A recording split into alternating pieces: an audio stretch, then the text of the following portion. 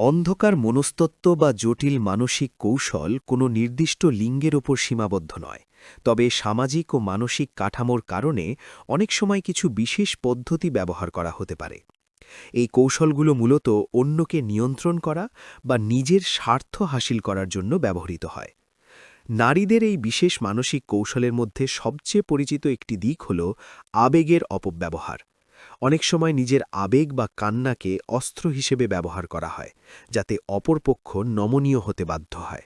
যখন কোনো তর্কে জয়ী হওয়া সম্ভব হয় না, তখন হঠাৎ করে অত্যন্ত অসহায় বা নির্যাতিত হিসেবে নিজেকে উপস্থাপন করা হয়।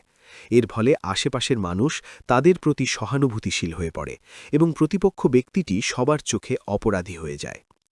আরেকটি শক্তিশালী কৌশল হল মৌনতা অবলম্বন করা। কোনো দ্বিমত বা ঝগড়া হলে হুট করে কথা বলা বন্ধ করে দিয়ে অপর ব্যক্তিকে এড়িয়ে চলা হয়। এটি সামনের মানুষটিকে মানসিকভাবে অস্থির করে তোলে এবং এক পর্যায়ে সেই ব্যক্তি বাধ্য হয়ে ক্ষমা চায়, যদিও তার কোনো দোষ ছিল না।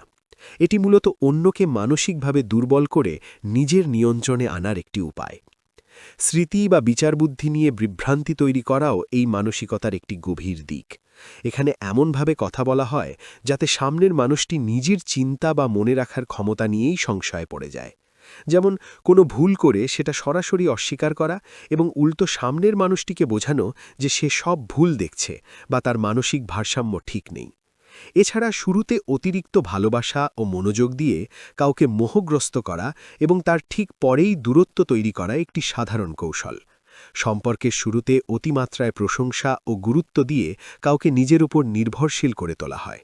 যখন অপর ব্যক্তিটি পুরোপুরি অনুগত হয়ে পড়ে, তখন হঠাৎ করেই অবহেলা বা শীতল আচরণ শুরু করা হয়। এতে সামনের মানুষটি মানসিকভাবে ভেঙে পড়ে এবং সেই পুরনো গুরুত্ব ফিরে পেতে যে কোনো শর্ত মানতে রাজি হয়।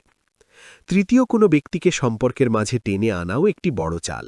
নিজের সঙ্গীকে হীনমন্যতায় ভোগাতে বা ঈর্ষান্বিত করতে অন্য কোনো ব্যক্তির অতিরিক্ত প্রশংসা করা হয়। এতে সঙ্গী নিজেকে অনিরাপদ বোধ করে এবং সঙ্গিনীকে খুশি রাখতে নিজের আত্মসম্মান বিসর্জন দিয়েও চেষ্টা চালিয়ে যায়।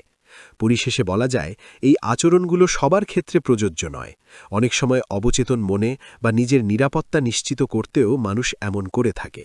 তবে এই কৌশলগুলো সম্পর্কে সচেতন থাকা প্রয়োজন, যাতে কেউ আপনাকে মানসিকভাবে নিয়ন্ত্রণ করতে না পারে।